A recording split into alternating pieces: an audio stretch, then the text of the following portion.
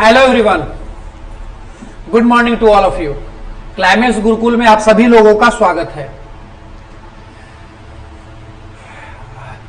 Basic class के concept में class number 9 तक मैं पीछे अपलोड कर चुका हूं। अभी हम लोगों के क्लास में बेसिक क्लास का ही क्लास नंबर 10 आज मैं अपलोड कर रहा हूं। आप सभी लोगों से अनुरोध होगा कि सबसे पहले क्लास नंबर 9 तक का वीडियो आप देख लोगे, उसके बाद ही क्लास नंबर 10 का वीडियो देखेंगे। ऐसा मैं इसलिए बार बार कहता हूं, आपको पता ही होगा, क्योंकि एक लैंग्वेज है अंग्रेजी। जब तक पीछे का कॉन्सेप्ट अगर आपको क्लियर नहीं होगा, आप कितना भी आगे पढ़ते जाओगे आपको कॉन्सेप्ट क्लियर नहीं होगा। तो 9 तक का वीडियो जहां तक मैं आपको अपलोड किया हूं वहां तक में हमने आपको 2 चीज मात्र अभी तक सिखाया था। पहला चीज हमने आपको सिखाया था, पहला चीज कि किसी भी सेंटेंस में किसी वर्ड्स की अपनी पहचान होती है और वाक्य में उसका स्थान क्या होता है। तो इसी कॉन्सेप्ट में सबसे पहले आपको हमने नाउन का कॉन्सेप्ट दिया था। नाउन में हमने बताया था नाउन की पहचान कैसे की जाती है और वाक्य में उसका स्थान कहां कहां हो सकता है, वाक्य में नाउन कहां कहां बैठ सकता है। हमने इसकी चर्चा क्लास में पिछले वाले क्लास में किया था। नाउन के बाद हमने प्रोनाउन का भी उसी कॉन्सेप्ट की चर्चा की थी कि प्रोनाउन का पहचान कैसे की जाती है और वाक्य में प्रोनाउन का स्थान कहां कहां हो सकता है, इसकी चर्चा हमने आपको किया था। प्रोनाउन के बाद हमने आपको डिटरमाइनर के बारे में बताया था कि वाक्य में डिटरमाइनर को कैसे पहचानते हैं और उसका स्थान वाक्य में कहां कहां पे हो सकता है। उसके आगे हमने आपको क्लास में बताया था एडजेक्टिव के बारे में कि एडजेक्टिव की पहचान कैसे की जाती है और उसका स्थान वाक्य में कहां कहां हो सकता है। इतना तक के क्लास हमने पिछले क्लास में अपलोड किया हो। आज हम लोग का क्लास नंबर 10 है।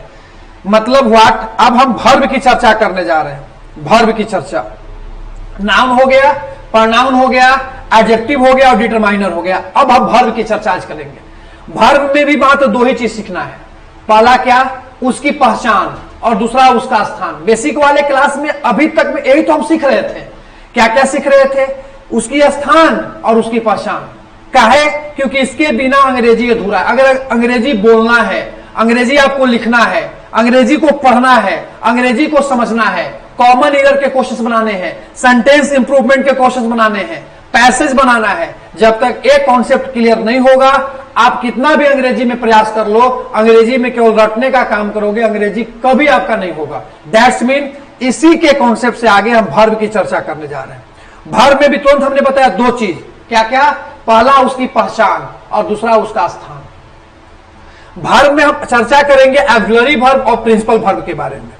ऐसे वर्ब अलग अलग प्रकार का हो सकता है, transitive verb, intransitive verb, linking verb, copula verb, है ना, auxiliary verb, principal verb, regular verb, irregular verb, बहुत सारे वर्ब होते हैं, स्टेटिव वर्ब, बहुत सारे वर्ब होते हैं। लेकिन अभी बेसिक वाले क्लास में मैं आपको ऑक्सिलरी वर्ब और प्रिंसिपल वर्ब के बारे में बताऊंगा।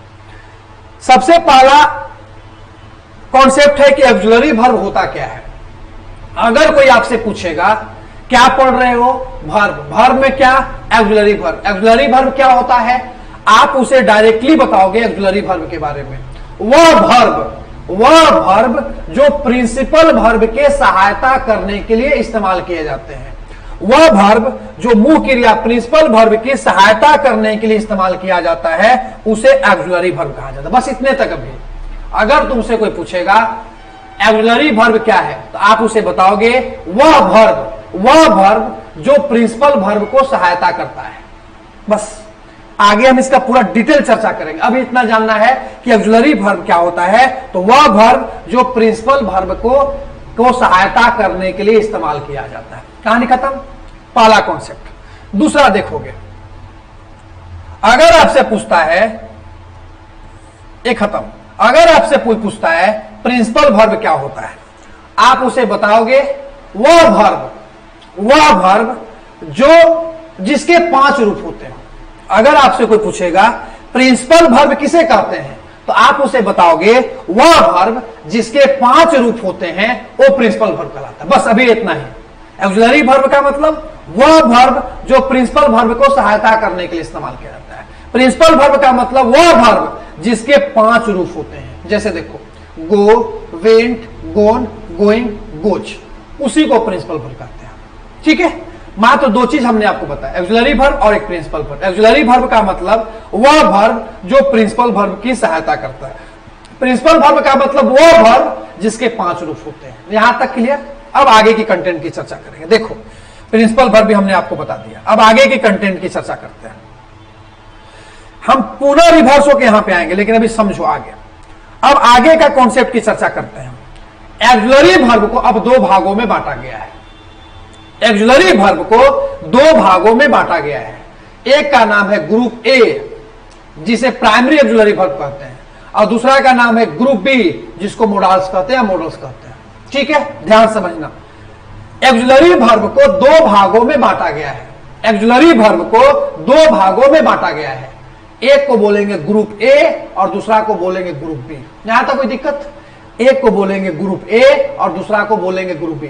वर्ब में क्या पढ़ रहे हैं? 2 चीज, पहचान और उसका स्थान, यही सीख रहे थे। तो हमने ऑक्सिलरी वर्ब को 2 भागों में बांट दिया। ध्यान से देखिएगा, एक का नाम है ग्रुप ए, एक का नाम है ग्रुप ए और एक का नाम है ग्रुप बी। ऑक्सिलरी वर्ब को कितने भागों में बांटा गया? 2 भागों में। एक का नाम है ग्रुप ए और दूसरा का नाम है ग्रुप बी। ग्रुप ए में देखो कौन कौन आता है। Be, is, am, are. Be का फॉर्म है was, were, been, be, being. ठीक है, उसके अलावा do, does, did, has, have और हैड। फिर से ध्यान दीजिएगा, ऑक्सिलरी वर्ब को 2 भागों में बांटा गया है। ऑक्सिलरी वर्ब को 2 भागों में बांटा गया है। पहला का नाम है ग्रुप ए। ग्रुप बी में कौन कौन सा वर्ब है देखिएगा, is, am, are, was, were, been, be, being, do, does, did, has, have और हैड। ग्रुप ए, कोई दिक्कत? ग्रुप ए में ए सब वर्ब है। अब देखो ग्रुप बी। ग्रुप बी में कौन से? Will, shall, may, might, can, could, would, should, ought to, must, use to, need, dare. मतलब इसमें जो है ग्रुप बी में 13 वर्ब है, जिसको हम लोग मोडाल्स कहते हैं या मोडल्स कहते हैं। ये है आपका ग्रुप बी। याद हो गया? फिर से देखिएगा, हम अब वर्ब पढ़ा रहे थे। वर्ब क्या पढ़ा रहे थे? वर्ब। क्यों पढ़ा रहे थे वर्ब? क्योंकि हमने पिछले वाले क्लास तक एडजेक्टिव पढ़ाया था, उसके बाद हमें वर्ब पढ़ाना था। वर्ब में मात्र 2 चीज सीखना है, पहला उसकी पहचान और दूसरा उसका वाक्य में स्थान। ठीक है, हमने वर्ब को हम बताया, वर्ब अलग अलग प्रकार के होते हैं, लेकिन हम बेसिक वाले क्लास में केवल 2 वर्ब की चर्चा करेंगे। एक का नाम है ऑक्सिलरी वर्ब और दूसरा का नाम है प्रिंसिपल वर्ब। ठीक, ऑक्सिलरी वर्ब किसे कहते हैं? तो वह वर्ब जो प्रिंसिपल वर्ब की सहायता करने के लिए इस्तेमाल किया जाता है। अभी सब सीखेंगे आगे। दूसरा हमने क्या बताया? प्रिंसिपल वर्ब, वह वर्ब जिसके 5 रूप होते हैं। वह वर्ब जिसके 5 रूप होते हैं उसको प्रिंसिपल वर्ब कहते हैं। ठीक है सर, अब आगे देखिएगा। वर्ब को 2 भागों में, ऑक्सिलरी वर्ब को 2 भागों में बांटा गया। एक का नाम है ग्रुप ए और दूसरा का नाम है ग्रुप बी। ग्रुप ए में कौन कौन सा वर्ब है देखिएगा, is, am, are, was, were, been, be, being, do, does, did, has, have और हैड। ग्रुप बी में कौन है? Will, shall, may, might, can, could, would, should, ought to, must, use to, need और dare. ये है आपके group B. यहां तक कोई दिक्कत? अब आगे की चर्चा करते हैं। देखिएगा कॉन्सेप्ट, अब यहां से ध्यान से समझिएगा। कॉन्सेप्ट में कहता क्या है कि ग्रुप ए के वर्ब ऑक्सिलरी वर्ब और प्रिंसिपल वर्ब दोनों रूप में इस्तेमाल किए जा सकते हैं। पहला कॉन्सेप्ट ध्यान ये देना कि जो ऑक्सिलरी वर्ब का पार्ट था, जो ऑक्सिलरी वर्ब का पार्ट था ग्रुप ए, जो ऑक्सिलरी वर्ब का पार्ट था ए, ये दोनों तरीके से इस्तेमाल किए जा सकते हैं। ग्रुप ए वाला जो ऑक्सिलरी वर्ब है, ग्रुप ए वाला जो ऑक्सिलरी वर्ब है, ये आपका ऑक्सिलरी वर्ब के रूप में भी इस्तेमाल हो सकता है और साथ ही साथ प्रिंसिपल वर्ब के रूप में इस्तेमाल हो सकता है। कॉन्सेप्ट नंबर 1 हमने क्या बताया कि ग्रुप ए वाले जो ऑक्सिलरी वर्ब होते हैं, ग्रुप ए वाले जो ऑक्सिलरी वर्ब होते हैं, वो दोनों तरीके से इस्तेमाल हो सकते हैं। ऑक्सिलरी वर्ब के रूप में भी इस्तेमाल हो सकते हैं और प्रिंसिपल वर्ब के रूप में भी इस्तेमाल हो सकते हैं। लेकिन ग्रुप बी वाला कभी भी प्रिंसिपल वर्ब के रूप में इस्तेमाल नहीं हो सकता। फिर समझो, हमने बताया कि ग्रुप ए वाला जो ऑक्सिलरी वर्ब को 2 भागों में बांटा गया था, एक ग्रुप ए और ग्रुप बी। ग्रुप ए वाला जो ऑक्सिलरी वर्ब है, इसका इस्तेमाल ऑक्सिलरी वर्ब के रूप में भी कर सकते हैं और प्रिंसिपल वर्ब के रूप में भी कर सकते हैं। दोनों तरीका से इस्तेमाल कर सकते हैं। और ग्रुप बी वाला जो है, इनका इस्तेमाल केवल एक ही तरीका से होगा, केवल और केवल ऑक्सिलरी वर्ब के रूप में। यहां तक से आगे ध्यान दीजिएगा। देखो आगे क्या कहता है। रूल कहता है कि ग्रुप ए वाला, ध्यान से समझना, ग्रुप ए वाला, ध्यान से देखिएगा, अगर कोई ग्रुप ए वाला वाक्य में अकेला इस्तेमाल हुआ है तो इसको प्रिंसिपल वर्ब कहेंगे, परंतु जब इनके साथ कोई और वर्ब आएगा तो उसे ऑक्सिलरी वर्ब कहेंगे। क्या बता दिए सर, ध्यान से देखिएगा। अगर इज, एम, आर, अभी जो हमने ऊपर लिस्ट दिया था, was, were, has, have, had, do, does और डिड, अगर वाक्य में वर्ब के रूप में अगर ये अकेले इस्तेमाल किए गए हैं, वाक्य में अगर ये अकेले रूप में इस्तेमाल किए गए हैं, इसे कहेंगे प्रिंसिपल वर्ब। फिर समझना, ऑक्सिलरी वर्ब को दो भागों में बांटा गया था, एक group 1, group B. Group A के बारे में हमने बताया कि ग्रुप ए में ए वर्ब होते हैं, इनका इस्तेमाल ऑक्सिलरी वर्ब के रूप में भी हो सकता है और प्रिंसिपल वर्ब के रूप में भी हो सकता है। प्रिंसिपल वर्ब के रूप में कब इस्तेमाल होंगे, जब ये वाक्य में अकेले आएंगे तो प्रिंसिपल वर्ब के रूप में इस्तेमाल होंगे। ऑक्सिलरी वर्ब के रूप में कब इस्तेमाल होंगे, जब इनके बगल में कोई और वर्ब होगा, जब इनके बगल में कोई और वर्ब होगा, V1, V2, V3, V4, V5, जब इनके बगल में कोई और वर्ब का इस्तेमाल हुआ होगा तो इसे बोलेंगे ऑक्सिलरी वर्ब। फिर से देखिएगा, फिर से देखिएगा, a verb is, am, are, was, were, been, be, being, do, does, did, has, have, had, वाक्य में अगर अकेला इस्तेमाल किया गया है, इसको बोलेंगे प्रिंसिपल वर्ब, इसको बोलेंगे प्रिंसिपल वर्ब। लेकिन अगर इनके साथ कोई और इस्तेमाल किया गया है, कोई और वर्ब इस्तेमाल किया गया है, तो इसे बोलेंगे ऑक्सिलरी वर्ब।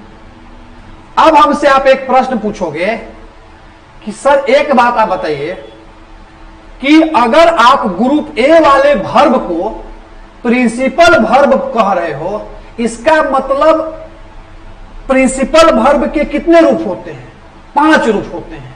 जब ग्रुप ए वाले वर्ड को अगर आप प्रिंसिपल वर्ब कह रहे हो तो इसके कितने रूप होते हैं?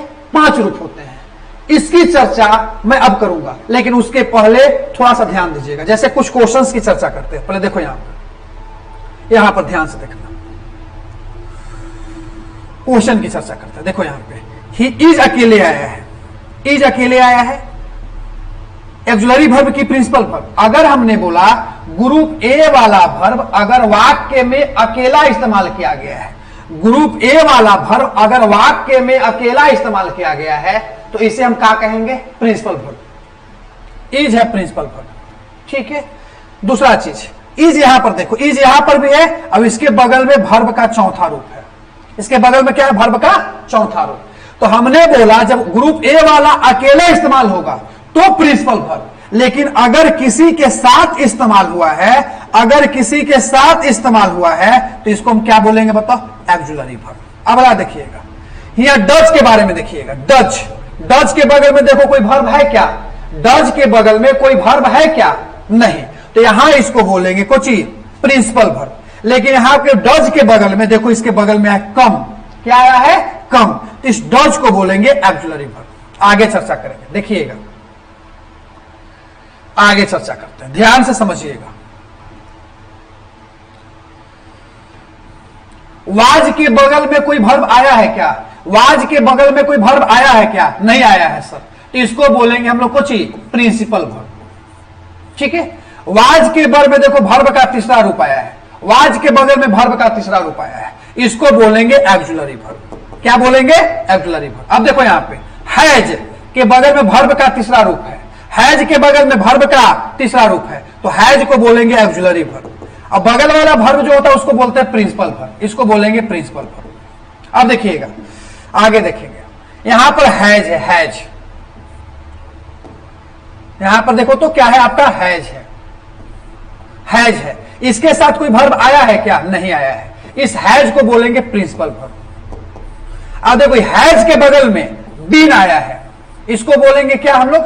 इसको बोलेंगे ऑक्सिलरी वर्ब। अब इसको बोलेंगे प्रिंसिपल वर्ब।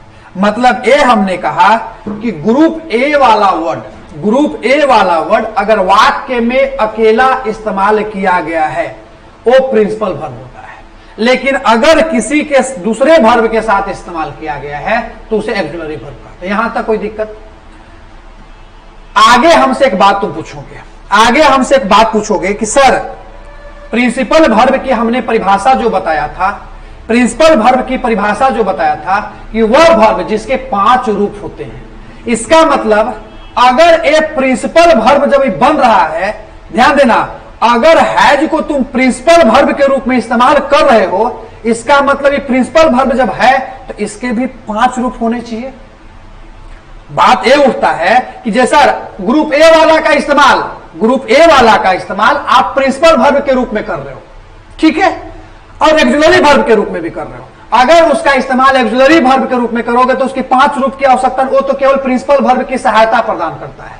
लेकिन अगर ये हैज प्रिंसिपल वर्ब जब इसको तू बना दिए तो प्रिंसिपल वर्ब जब ये है तो इसके भी कितने रूप होते हैं? 5 रूप होते हैं। कितने रूप होते हैं बता? 5 रूप होते हैं। तो देखो यहां पे, देखो इसके भी 5 रूप है, देखेंगे यहां से देखोगे।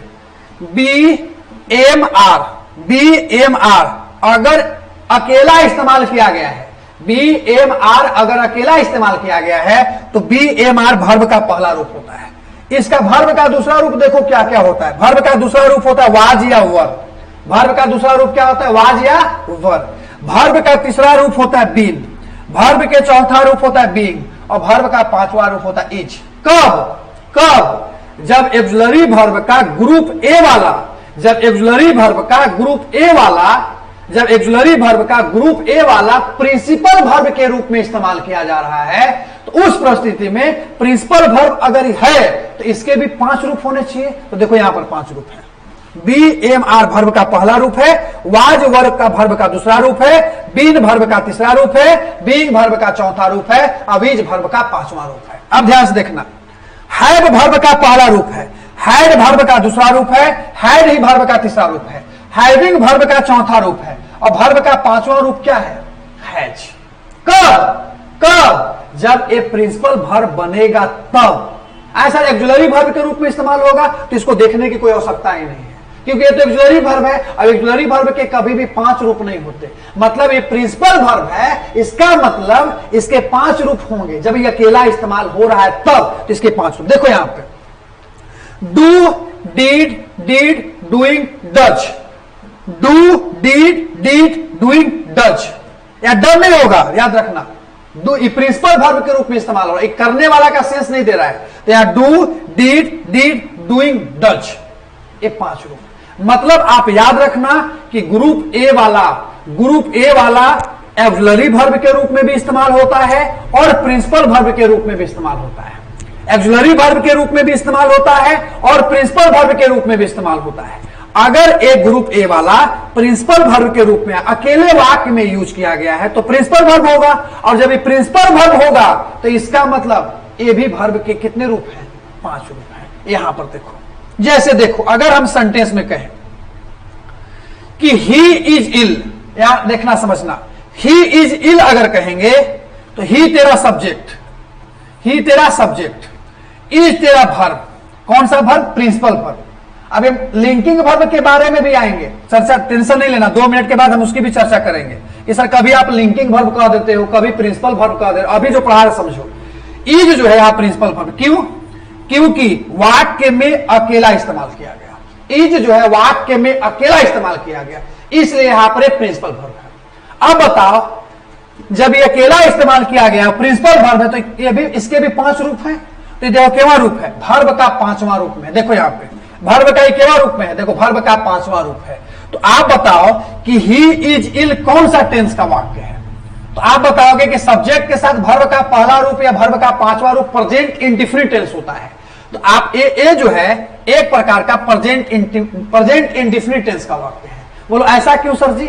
क्योंकि ही इज जो इल है, यहां पर इज जो है से वर्ब का पांचवा रूप है, और वर्ब का पांचवा रूप जो होता है वो प्रेजेंट इंडेफिनिट टेंस में इस्तेमाल होता है, इसलिए यहां पर प्रेजेंट इंडेफिनिट टेंस है। अब अगला क्वेश्चन देखिएगा, he has been ill, he has been ill कौन सा टेंस का वाक्य? सोचो तो एक मिनट, ही हैज बीन इल कौन सा टेंस का वाक्य है? तो आपको लगेगा कि प्रेजेंट परफेक्ट कंटीन्यूअस टेंस का है, नहीं, ये है प्रेजेंट परफेक्ट टेंस का। बोलो कैसे सर जी? तो देखिएगा, ही तेरा सब्जेक्ट, हैज यहां पर एक्जुलरी वर्ब है, हैज यहां पे एक्जुलरी वर्ब है। बोलो क्यों? क्योंकि बीन जो है इसके बगल में आ गया, बीन है वर्ब का तीसरा रूप, बीन जो है से वर्ब का तीसरा रूप है, बीन जो है से वर्ब का तीसरा रूप है। कैसे पता चला? और यहां पर प्रिंसिपल वर्ब है, देखो बीन वर्ब का तीसरा रूप है, देखो बीन जो है से वर्ब का तीसरा रूप है, और जब बीन हैज के साथ, हैज या हैव के साथ वर्ब का तीसरा रूप जब यूज होता है तो कौन सा टेंस होता है बताओ? Present perfect tense. तो यहां पर ये जो सेंटेंस है ये है प्रेजेंट परफेक्ट टेंस का। कैसे? यहां पर देखो, ये है प्रेजेंट परफेक्ट टेंस का। अगला देखिएगा, he subject, has had, he has had कितने वर्ब है? दो, ये यहां पर एक्जुलरी वर्ब है और ये यहां पर प्रिंसिपल वर्ब है, ठीक है। 21 टेंस का वाक्य है, तो यह प्रेजेंट परफेक्ट टेंस का वाक्य। कैसे? हैज या हैव का साथ वर्ब का तीसरा रूप, हैज या हैव के साथ वर्ब का तीसरा रूप प्रेजेंट परफेक्ट होता है। तो यहां पर हैज जो है से एक्जुलरी वर्ब है और हैड जो है से वर्ब का तीसरा रूप है, दैट्स मीन यह है प्रेजेंट परफेक्ट टेंस का वाक्य। आगे देखोगे, ही, आगे देखना, देखोगे, ही हैड हैड, हैड के साथ वर्ब का तीसरा रूप, ये हैड जो है से एक्जुलरी वर्ब है, अब ये है प्रिंसिपल वर्ब, ये है प्रिंसिपल वर्ब। कैसे? क्योंकि हैड जो है वर्ब का तीसरा रूप है, ये हैड हैड। बोलो कौन टेंस का वाक्य है? तो देखो, हैड यहां पर एक्जुलरी वर्ब, अब हैड यहां पर principal verb, past perfect, had के साथ वर्ब का तीसरा रूप पास्ट परफेक्ट में यूज होता है, इसलिए यहां पर कौन सा टेंस का वाक्य है? पास्ट परफेक्ट का। अब देखो यहां पर अगला question, he had a good, तो यहां पर देखो ही हैड, देखो ही तेरा सब्जेक्ट, ही तेरा सब्जेक्ट, अब हैड अकेले आया है, ये हैड अकेले आया है, यहां पर प्रिंसिपल वर्ब बन जाएगा। क्या बन जाएगा? प्रिंसिपल वर्ब बन जाएगा। और देखो तो हैड वर्ब का केवा रूप है, देखो तो हैड वर्ब का केवा रूप है, तो हैड जो है वर्ब का दूसरा रूप भी है और हैड वर्ब का तीसरा रूप भी है, लेकिन हैड यहां पर अकेले आया है, अकेले आया है, और वर्ब का दूसरा रूप हमेशा अकेले आता है, इसलिए ही हैड अ गुड, तो यहां पर जो वर्ड हैड ये पास्ट इंडेफिनिट टेंस का वाक्य है। मतलब ये हमने कहा, ध्यान से देखिएगा, हमने पूरा कॉन्सेप्ट में यह चर्चा किया कि ग्रुप ए वाला, ग्रुप ए वाला अगर वाक्य में अकेला इस्तेमाल किया गया है, ग्रुप ए वाला अगर वाक्य में अकेला इस्तेमाल किया गया है तो यहां पर ही प्रिंसिपल वर्ब बनता है, प्रिंसिपल वर्ब। और अगर किसी वर्ब के बगल में आया है, किसी वर्ब के बगल में आया है तो ये एक्जुलरी वर्ब होगा, ये प्रिंसिपल वर्ब होगा। अगर तीन तीन वर्ब आ गया तो पहला वाला एक्जुलरी वर्ब, दूसरा वाला भी एक्जुलरी वर्ब और तीसरा वाला प्रिंसिपल वर्ब। यहां तक कोई दिक्कत? हमने ये बताया कि अगर ये वाक्य में अकेला इस्तेमाल होगा तो बन जाएगा प्रिंसिपल वर्ब, और जब ये प्रिंसिपल वर्ब बन जाएगा तो इसके भी 5 रूप हो जाएंगे, और 5 रूप की चर्चा हमने अभी क्लास में किया है, ठीक है। और जब एक ग्रुप, इसकी चर्चा करेंगे। अब ध्यान से समझना अगला कॉन्सेप्ट। एक चीज और, सर आप is am are was verb को लिंकिंग वर्ब पहले बोल रहे थे, अब आप इसको कभी एक्जुलरी वर्ब बोल देते हो तो कभी प्रिंसिपल वर्ब बोल। एक्जुलरी वर्ब में तो कोई टेंशन नहीं है, जब वाक्य में किसी और वर्ब के साथ इस्तेमाल किया जाएगा तो आपका एक्जुलरी वर्ब होगा, लेकिन वाक्य में जब अकेला इस्तेमाल होगा, जब वाक्य में अकेला इस्तेमाल होगा तो उस परिस्थिति में वो एक्जुलरी वर्ब भी होगा, सॉरी प्रिंसिपल वर्ब भी होगा, और साथे साथे लिंकिंग वर्ब के रूप में भी काम करेगा। वो एक्जुलरी वर्ब के रूप में, सॉरी प्रिंसिपल वर्ब के रूप में भी काम करेगा। वो आपका is am are was verb auxiliary principal verb के रूप में भी काम करेगा, प्रिंसिपल वर्ब के रूप में भी काम करेगा, और साथ ही साथ आपको लिंकिंग वर्ब के रूप में भी काम करेगा। कोई दिक्कत? ये आपका एक्जुलरी वर्ब का जो ग्रुप ए वाला था वो आपका कॉन्सेप्ट क्लियर है। अब ग्रुप बी की क्या कहानी है, ग्रुप बी के बारे में जानो। ग्रुप बी वाला जो वर्ब होता है, ग्रुप बी वाला जो वर्ब होता है, इसका इस्तेमाल कभी भी प्रिंसिपल वर्ब के रूप में नहीं होगा। इनका इस्तेमाल जहां भी होगा ये हमेशा हेल्पिंग वर्ब के रूप में इस्तेमाल होंगे। जैसे देखो, सी तेरा सब्जेक्ट, कैन तेरा एक्सुलरी वर्ब है ना, रन तेरा प्रिंसिपल वर्ब। इनका इस्तेमाल कभी भी प्रिंसिपल वर्ब के रूप में नहीं होगा। जब भी इसका इस्तेमाल होगा वो आपका एक्सुलरी वर्ब के रूप में होगा, हेल्पिंग वर्ब के रूप में होगा। तो ये था आपका एक्सुलरी वर्ब और दूसरा था आपका प्रिंसिपल वर्ब। कल के क्लास में मैं आपको एक्सुलरी वर्ब और प्रिंसिपल वर्ब का कुछ स्पेशल कॉन्सेप्ट की चर्चा करूंगा। कल इसके बारे में मैं बताऊंगा, कल इसके बारे में एक्सुलरी वर्ब और स्पेशल एक्सुलरी वर्ब और प्रिंसिपल वर्ब का स्पेशल कॉन्सेप्ट की चर्चा करूंगा। अब वीडियो आपका रेगुलर आता रहेगा, आप लोग इसको सब्सक्राइब कर लीजिए और अपने दोस्तों के पास इसको भेजने का कृपा कीजिए। बहुत बहुत धन्यवाद।